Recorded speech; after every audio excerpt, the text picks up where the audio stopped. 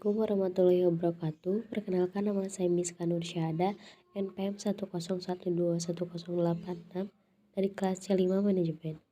Saya di sini akan membahas materi Ma'rifatur Rasul untuk memenuhi tugas evaluasi tengah semester Pendidikan Agama Islam. Cakupan materi yang pertama ada hazatul insan ila rasulullah, yaitu kebutuhan manusia kepada Rasul. Yang kedua ada tarifur Rasul atau pengertian tentang Rasul.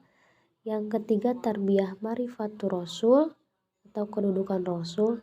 Dan materi yang keempat yaitu ma'rifatur Rasul, mengenal Rasul atau sifat-sifat Rasul. Materi pertama yaitu hazatul insan ila rasulullah atau kebutuhan manusia kepada Rasul.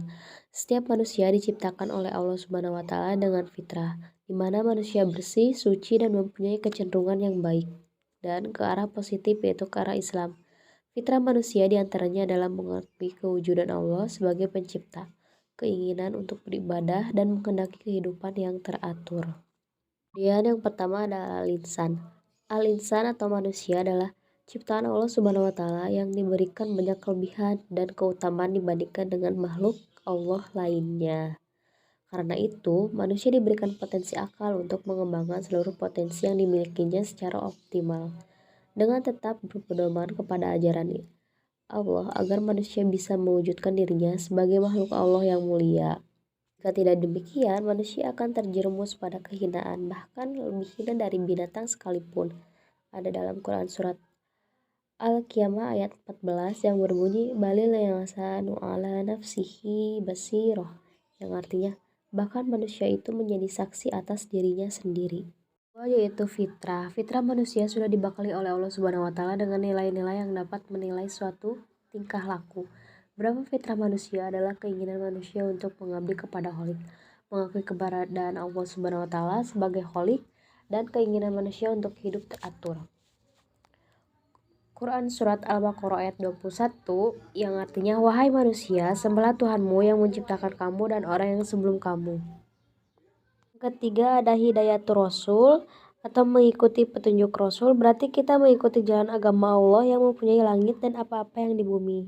Jika mencintai Allah, maka ikutilah Rasul, sebagaimana ada dalam Quran surat At-Taubah ayat 128 sampai 129. 4 ada ibadatul shohih. Ibadatul shohih adalah ibadah yang menyembah Allah dengan panduan mengikuti Rasul. Rasul sebagai penerima wahyu dari Allah harus diikuti dan sebagai keperluan bagi kita untuk menjadikannya sebagai contoh dan petunjuk dalam menjalankan ibadah yang benar. Rasul sebagai manusia yang mendapat wahyu dari Allah Subhanahu wa Ta'ala untuk mengembangkan dan menyebarkan nilai-nilai Islam secara sah dan tepat. Allah telah menyebutkan pada banyak ayat yang menyatakan bahwa Rasul diberi wahyu dan diberi tugas itu untuk menyampaikan kepada manusia. Ada salah satu dalilnya yaitu Quran surat Al-Anbiya ayat 25. Rasul diberi wahyu yang menyebutkan bahwa tiada Tuhan selain Allah. Oleh itu, sembahlah Allah. Pembahasan yang kedua yaitu tarifur Rasul atau pengertian tentang Rasul. Pengertian Rasul menurut istilah yaitu seorang laki-laki yang dipilih dan diutus oleh Allah Subhanahu wa Ta'ala dengan membawa risalah kepada umat manusia. Kemudian ada ciri-ciri Rasul itu sebagai berikut. Yang pertama memiliki asifatul asasiyah atau sifat-sifat asasiyah, yakni sifat-sifat dasar yang layak baginya. Misalnya seperti sidik atau jujur, amanah, dapat dipercaya, tabligh, menyampaikan, dan fatonah cerdas. Sifat ini layak dimiliki Rasul atau membawa risalah dari Allah Subhanahu wa Ta'ala. Yang kedua yaitu memiliki al-muzizat, yakni perkara-perkara luar biasa yang dapat dilakukannya dengan izin Allah untuk melemahkan mereka-mereka yang menentangnya. Salah satu contohnya seperti mukjizat Rasulullah yaitu ketika membelah bulan dengan izin Allah Ta'ala dalam Quran surat Al-Qamar ayat 1-2 yang artinya telah dekat datangnya saat itu dan telah terbelah bulan. Dan jika mereka orang-orang musyrikin melihat sesuatu tanda mukjizat, mereka berpaling dan berkata, ini adalah sihir yang terus-menerus. Kemudian sifat Rasul selanjutnya yaitu adanya al-bisyarat atau berita gembira kedatangannya. Kabar gembira kedatangan seorang Rasul ada kalanya telah diberikan oleh rasul-rasul sebelumnya. Ada dalam Quran surat Asy-Syaff ayat 6. Kemudian adanya an-nubuwat atau berita-berita kenabian yang disampaikannya. Setiap rasul senantiasa membawa berita dari Tuhannya melalui wahyu berisi ajaran, perintah dan larangan atau peristiwa-peristiwa masa lalu dan masa yang akan datang. Ada dalam Quran surat An-Nisa ayat 163. Kemudian sifat rasul yang selanjutnya yaitu adanya ad-samarat atau hasil dakwah yang dilakukannya. Di antaranya hasil dakwah yang mewujudkan Rasulullah SAW adalah munculnya generasi unggul dari sisi keimanan, ilmu, dan amal, sehingga mampu berkuasa di muka bumi ini dan menebarkan ajaran Islam ke seluruh penjurunya. Ada dalam Quran surat Al-Imran ayat 110 yang artinya, kamu adalah umat yang terbaik yang dilahirkan untuk manusia, menyuruh kepada yang ma'ruf dan mencegah dari yang munkar, dan beriman kepada Allah.